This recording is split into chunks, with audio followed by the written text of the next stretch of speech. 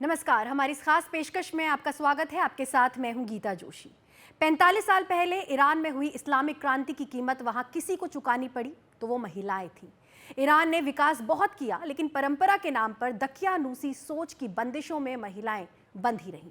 हिजाब की जबरदस्ती के खिलाफ वहां की एक नामचीन यूनिवर्सिटी की छात्रा ने कपड़े उतार कर प्रोटेस्ट किया तो पुलिस ने उसको उठा लिया। वो छात्रा 3 दिन से कहाँ है किसी को नहीं पता। पूरे ईरान में इस पर एक डरावनी खामोशी छाई हुई है।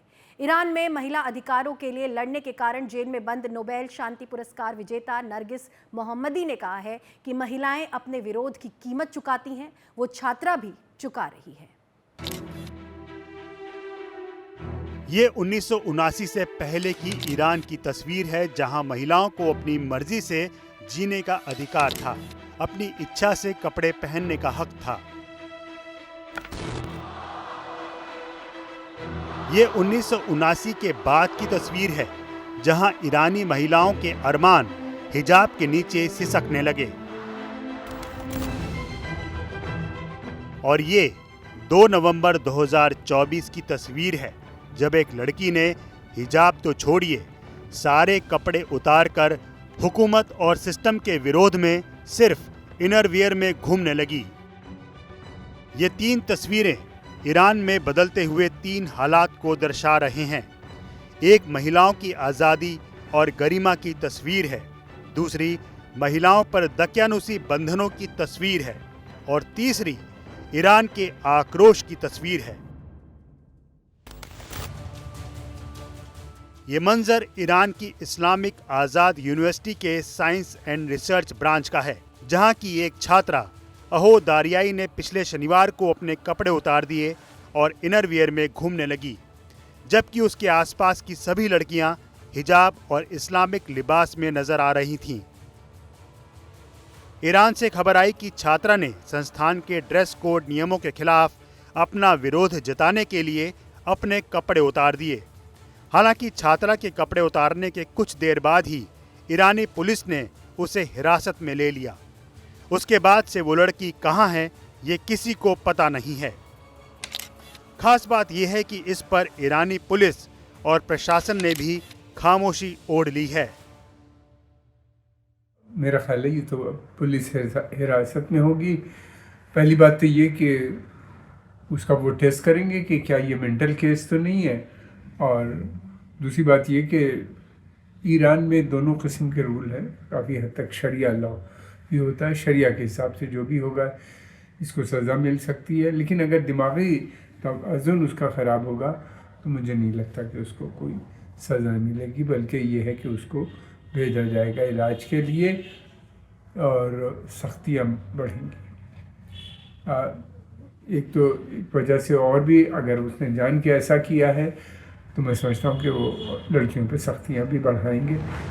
शनिवार को दारियाई की गिरफ्तारी के बाद खबर आई कि उसे एक मनोरोग केंद्र में रखा गया है। यूनिवर्सिटी की ओर से बताया गया कि महिला की मानसिक स्थिति ठीक नहीं है और वो ज़बरदस्त मानसिक तनाव में है। हालांकि एमनेस्टी इंटरनेशनल ने ईरान के पुलिस अधिकारियों से उस छात्रा को तुरंत और बिना शर्त रिहा करने की मांग की है, लेकिन ईरानी पुलिस से ऐसी उदारता की उम्मीद नहीं दिखती। ईरान की एक बेटी मजहबी बंदिशों में घुटन महसूस कर रही है, लेकिन इसका एहसास उसके सबसे बड़े धर्मगुरु आयतुल्लाह अली खामनेई को कतई नहीं है। उन्हें अमेरिका और इजराइल की बारूदी दुर्गंध तो महसूस होती है, लेकिन महिलाओं के लिए मजहब के नाम पर बंदिशों की दुर्गंध महसूस नहीं होती। दुश्मन चाहे वो इजरायली हो या अमेरिकी, ईरानी राष्ट्र और इसकी सेना के खिलाफ जो भी कुछ बुरा कर रहा है, उसके बदले में उन्हें निश्चित रूप से करारा जवाब मिलेगा। 1989 में जब ईरान में इस्लामिक क्रांति हुई थी, तब भी हिजाब की अनिवार्यता के खिलाफ महिलाओं ने विरोध किया था। तब से वो आवाज़ दबाई गई, लेकिन मसहा अमीनी की मौत से लेकर दारियाई की पुलिस प्रशासन की कैद में रखे जाने तक ईरानी महिलाओं की चीख आज भी इंसाफ मांग रही है। Bureau report, NDTV India. Iran में महिलाओं के लिए ड्रेस कोड इतने सख्त हैं कि सार्वजनिक स्थल पर कोई महिला अगर भड़काऊ लिबास पहन ले तो जेल हो जाएगी।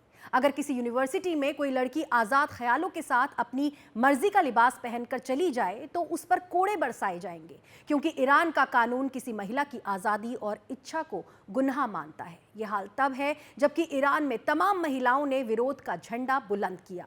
2 साल पहले एक कुर्द लड़की की मौत ने ईरान को हिला दिया था, लेकिन महिला विरोधी सोच अब तक नहीं हिली है।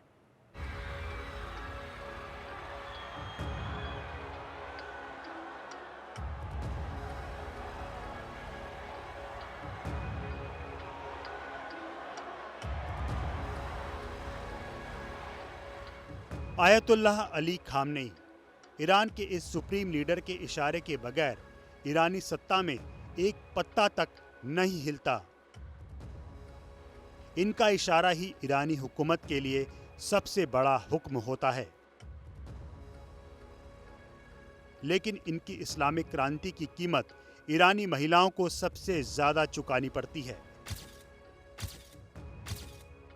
इसीलिए वो विरोध का झंडा बुलंद करती हैं, कभी मसहा अमीनी के रूप में, कभी दारियाबी के रूप में। गांव, छोटे शहरों की जो वीमेन है वो काफ़ी कंजर्वेटिव है और वो संख्या भी उनकी बहुत है और वो रिजीम के साथ नज़र आती हैं, हिजाब में भी नज़र आती हैं। लेकिन ये था कि हिजाब का जो मूवमेंट हुआ उसके बाद से काफ़ी हम देख रहे हैं ईरान के अंदर जो तस्वीरें आ रही हैं, रिपोर्ट्स आ रही हैं वहाँ से, उससे लगता है कि काफ़ी छूट गवर्नमेंट ने दे दी है, इसलिए कि बड़ी संख्या में तेहरान और बड़े बड़े शहरों में लड़कियां बग़ैर हिजाब के भी नज़र आ रही हैं। लेकिन वो चाहते हैं कि ड्रेस कोड एक मॉडेस्टी बनी रहनी चाहिए ताकि इस्लामिक सोसाइटी या इस्लामिक कल्चर, उसके ऊपर इनका एम्फेसिस काफ़ी है। ईरानी संविधान के मुताबिक महिलाएं सार्वजनिक स्थलों पर भड़काऊ लिबास नहीं पहन सकती। अगर वो ऐसा करती हैं तो इसके लिए 10 साल जेल का प्रावधान है। 2 साल पहले किसी यूनिवर्सिटी के अंदर ड्रेस कोड से जुड़े कानूनों को और ज़्यादा कड़ा कर दिया गया था। उन कानूनों को तोड़ने वाली महिलाओं को सज़ा के रूप में 74 कोड़े और 35,000 रुपये तक जुर्माना लगाने की बात की गई। लेकिन ईरानी हुकूमत की दमन की इन नीतियों और कानूनों से महिलाओं ने अपनी आवाज़ को दबाया नहीं। उन्हें जब मौका मिला उन्होंने हिजाब की बंदिशों से निकलने के लिए, अपने हक के लिए लड़ने में हिचकिचाहट नहीं दिखाई, भले ही उनके आंदोलन कभी कामयाब होते नहीं दिखे। ये ईरान की इस रिजीम ने डेवलपमेंट, एजुकेशन, इन 2-3 मुद्दों पे बहुत ध्यान दिया है। उनके जो प्रोग्राम्स हैं, आप देखिए न्यूक्लियर प्रोग्राम उनका बहुत विस्तार से फैला हुआ है और उन्होंने काफ़ी सिविल न्यूक्लियर क्षेत्र में काफ़ी काम भी किए हैं, इलेक्ट्रिसिटी के अलावा हेल्थ सर्विसेज में भी। फिर उसके अलावा उनका स्पेस प्रोग्राम भी है। उसके अलावा ये भी कि सेल्फ रिलायंस उनकी पॉलिसी है। डिफेंस सेक्टर में उन्होंने काफ़ी अच्छे मिसाइल और ड्रोन्स ये सब बनाए हैं।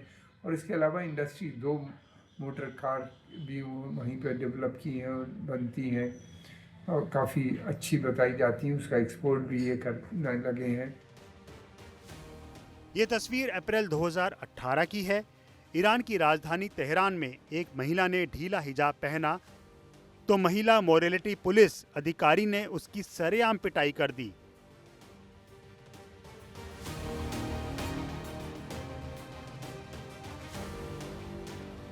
इस घटना की दुनिया भर में चर्चा हुई, लेकिन ईरानी हुकूमत की कान पर जूं तक नहीं रेंगी।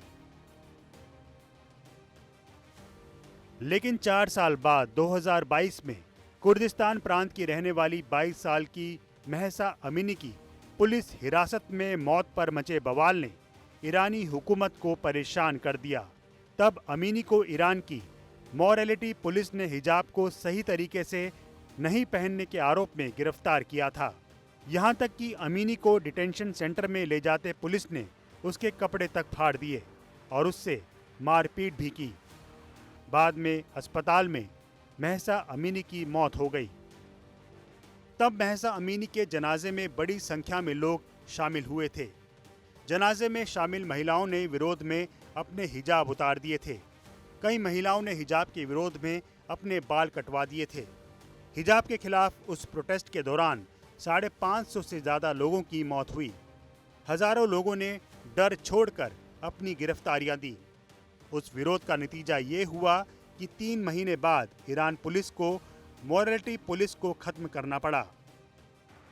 ईरान की हुकूमत और सेना अमेरिका, इजराइल जैसे दुश्मनों से अपना लहजा बदला लेने की धमकी तो देती है, लेकिन अपने देश के महिलाओं के प्रति अपना लहजा बदलने को तैयार नहीं दिखती।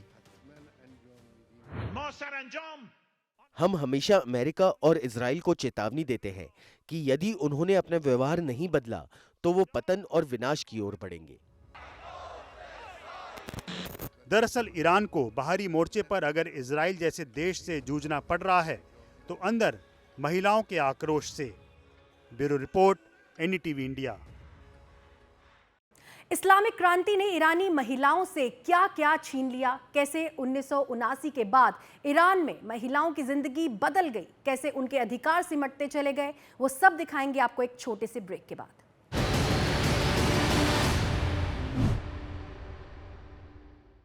ब्रेक के बाद आपका स्वागत है। 1979 में इस्लामिक क्रांति से पहले ईरान का समाज बेहद उदार और खुला हुआ था, लेकिन बाद में हुए परिवर्तन से महिलाओं की जिंदगी बंदिशों के साए में गुजरने लगी। नतीजा ये हुआ कि महिलाओं के बहुत सारे अधिकार इन 45 वर्षों में खत्म या कम होते गए।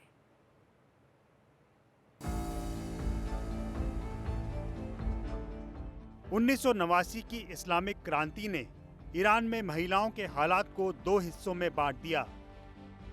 1936 में ईरानी शासक रजा शाह ने कश्फ-ए-हिजाब लागू किया, जिसका मतलब हुआ कि कोई महिला हिजाब पहनेगी तो पुलिस उसे उतार देगी। लेकिन 1979 के बाद हिजाब अनिवार्य कर दिया गया।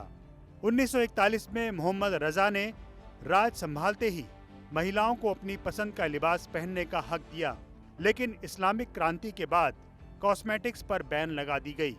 हालांकि महिलाओं को वोट देने का हक पहले भी था, आज भी है। इस्लामिक क्रांति से पहले महिलाओं को बराबरी का हक था, लेकिन वो हक अब बहुत सीमित हो गया है। महिलाओं को पहले गर्भपात का हक था, लेकिन अब वो शर्तों के साथ है।